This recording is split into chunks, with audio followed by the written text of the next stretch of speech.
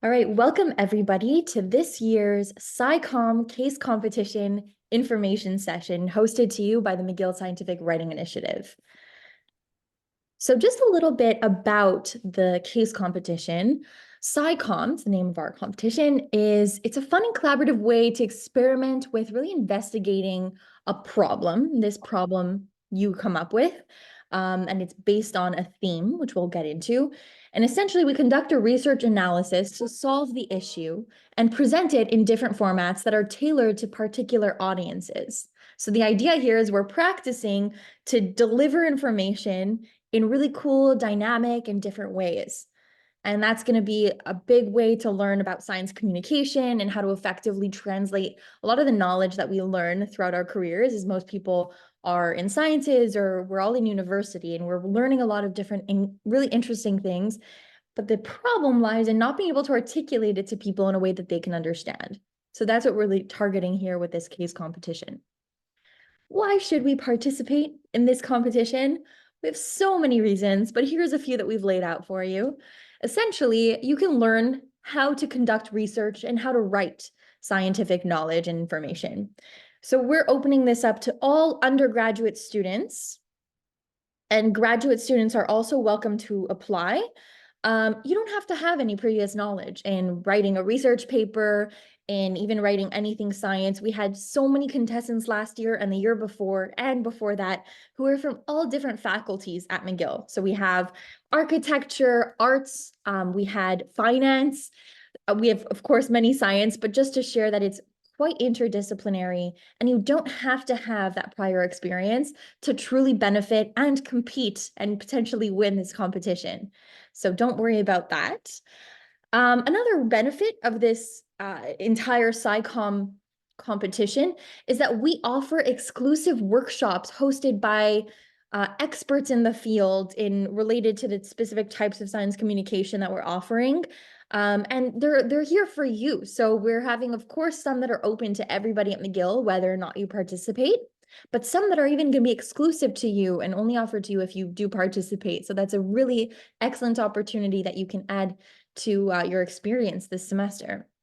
A third one is the networking opportunities and events that we're going to have lined up here. We have so many, again, experts in different fields, a large array of communication elements, fields, and science that we'd love to connect you with. So if you're looking for opportunities for jobs, for volunteer positions, internships, they're willing to speak with you and hear about your interests and experiences and potentially even recruit you. So this has happened in past years, and it's just such an excellent opportunity to network. And that could be with executives on the team, with mentors that are involved, and particularly with judges that are going to be possibly even giving workshops, but then judging the work that you do. So they're really incredible opportunities to network with them in many, many ways. And finally, one thing that's just a huge benefit for those who are on the fence, why not participate for a chance to actually win prizes? We have the standard prize that we offer is a monetary gift. So we give money, cash prizes to the winning teams. And we also have different collaborations with several student journals, peer-reviewed journals at McGill University that we have nothing confirmed just yet, but we'll let you know that we even have sometimes opportunities to publish your work. And that's a huge opportunity, something to add onto your CV, along with even just the fact that you participated in this entire science communication case competition. But yeah, a little extra thing to add for your time at McGill. So this is how it's going to run this year. Every year it follows a very similar format, but we're going to break down what this year is going to look like so you have an idea of what you're walking into. So it starts, we're going to do a full timeline at the end of the presentation, you'll see, but it starts February 1st, and that's when you start your first round. After the first round, you do the second round, in the first round, you have 2 different tasks. And after that, those 2 tasks, you get judged to see if you will proceed on to the second round. And we have our finalists that go into the second round, and from there we choose our winners. The first round will be comprised of a photo collage and a newspaper article. And the second round, so that third activity, is actually writing a full literature review. That is what has the potential to be published at the end. So the first task is the photo collage. What does this mean? Essentially, we're going to be combining words and visuals to create something that's really kind of like a mind map of what your idea is going to be. So this one, we're looking at communicating with the general public who may lack scientific background. So it doesn't need to be very sciencey at all. It can be absolutely anything that relates to this topic of choice that you will select.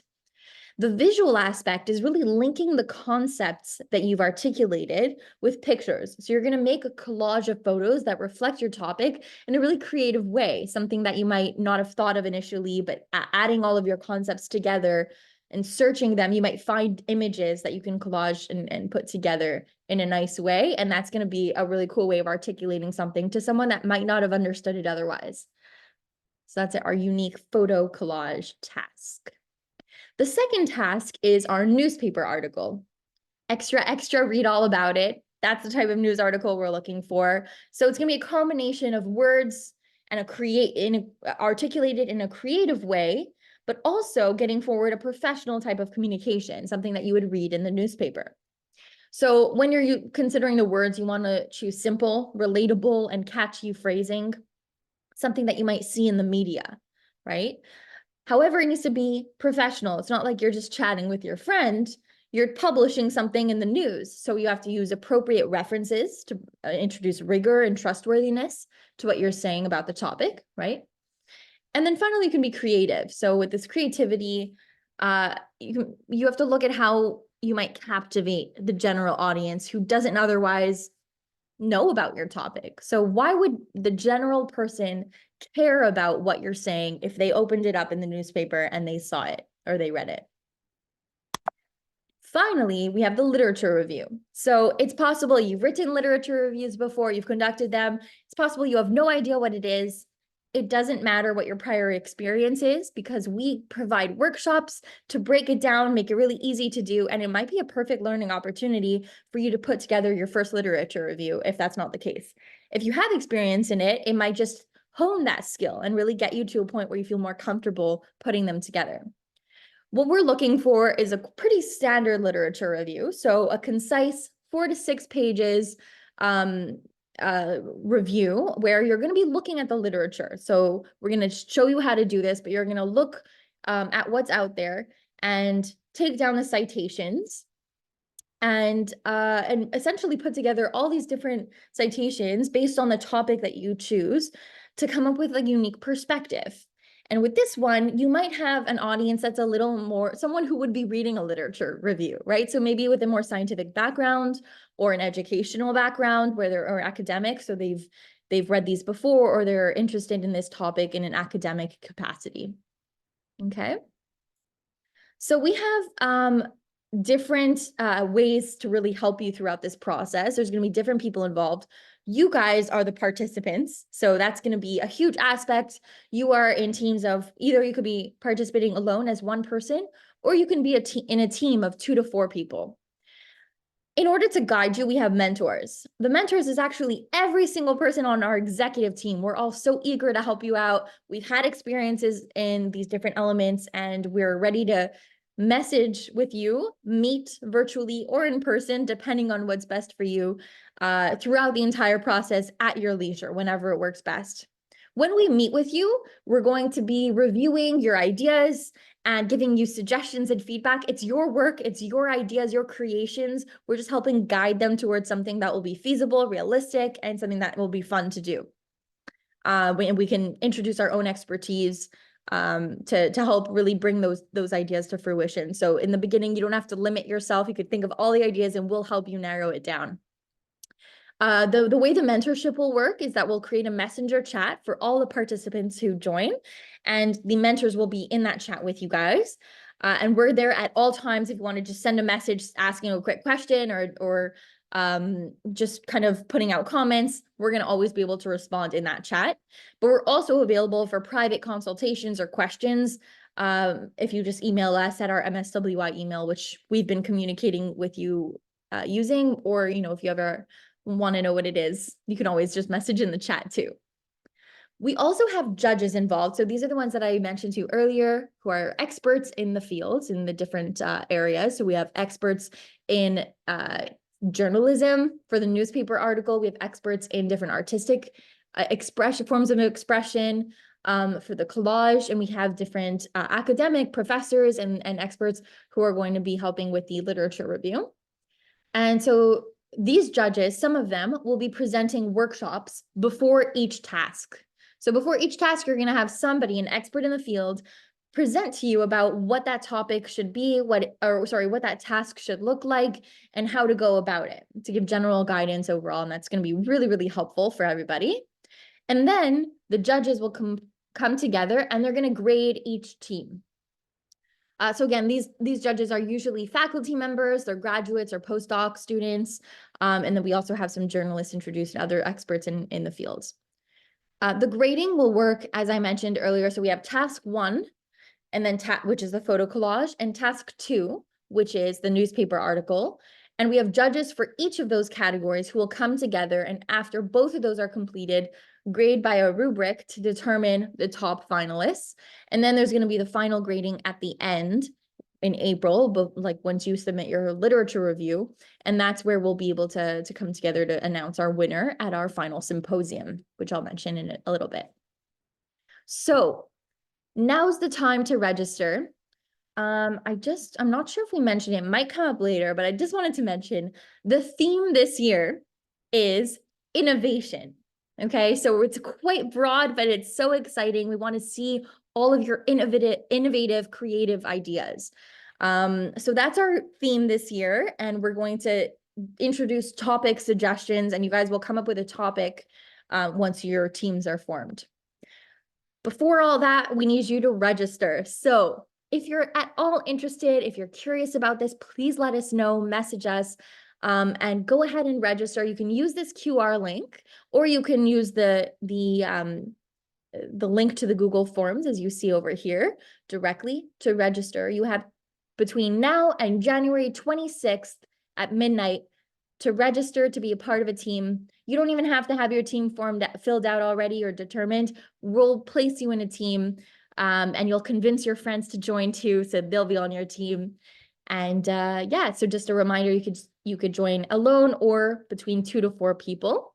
When you register and you have an idea of who you want on your team, just be sure to add their names in the Google form, but each team member should still fill out the form individually. And just let us know if you do want to be in a team or individual. So this year's theme, I went too early. Essentially, this is where I would announce this year's theme is innovation. So again, we're going to be really diving into what that means and helping you come up with really amazing ideas for your topics. But just let it start, inspiring you, okay? We want to be innovative this year. It's the year of innovation, 2024.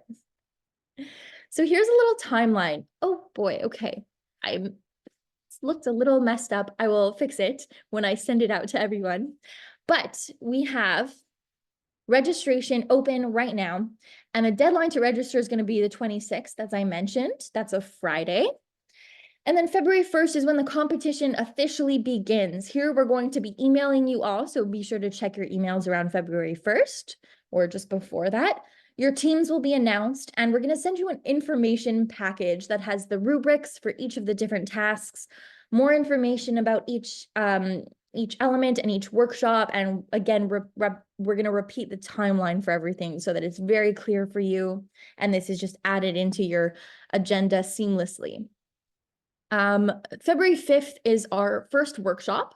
So that's essentially the beginning of this task. We're going to offer you a workshop. It's going to be online, and you can attend live the way you're here tonight, some of you. But it's also going to be recorded and published on our website and offered to you via email. We're going to make sure that you have access to it at any time. So don't worry if you can't attend on that specific time. But here we're going to have an expert come in to talk to you about photo collage and how you can use that as a form of science communication.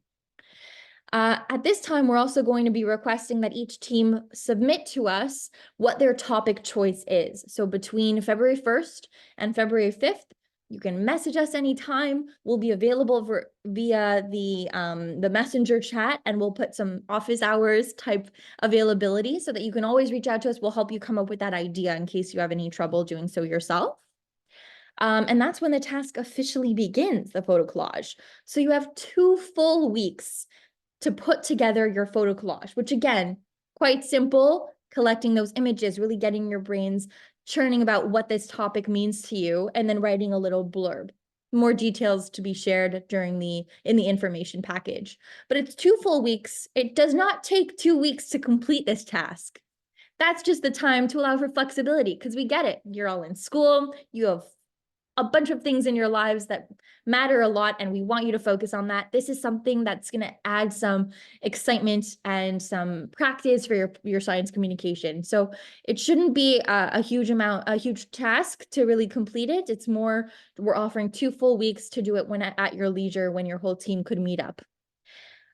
So on February 18th, that one will be due. And then the following day, we're going to begin the second task, which is the newspaper article. And as I mentioned, at the beginning of every task, we have a workshop. So again, if you can't attend in person, no problem, we're going to send it to you. But we're going to have an expert journalist come in to talk to you about how to put together a newspaper article that's catchy, that addresses an issue of pertinence, that catches people's attention, right? And that one, again, you have 2 full weeks to complete. So whenever you can, it's just 1 page of a newspaper article.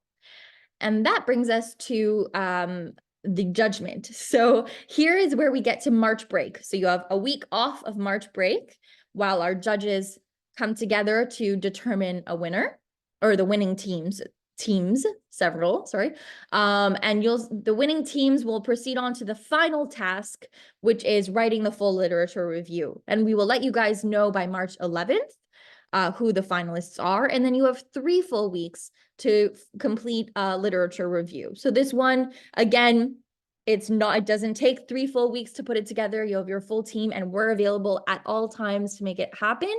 But yeah, at the end, we're going to put together an excellent little literature review to be able to submit and possibly get published and a prize from if you win. So it will end on March 31st. And shortly after, we will be hosting a symposium. So this is where everyone will finally get off from behind the screens, and we'll all get together and celebrate all the incredible work that you've done, network with the judges who have been participating and helping you out, all the mentors that are involved, network with your peers and colleagues who also participated in this event. Food, drinks, and winners will be announced at that symposium. So it'll be an excellent opportunity. We will see some of the presentations from our finalists, and yeah, it'll be an excellent event. I'm really excited for that. So that brings us to the end of this information session, and I'd love to open up the floor to questions and answers. For now, I will stop the recording though. For those watching at home, not on the Zoom right now, if you have questions, please don't hesitate. Just send us an email at mcgill.swi@gmail.com, and we'll be sure to get you an answer as soon as possible. Be sure to register, and we'll see you soon. Bye. Oh, let me stop the recording.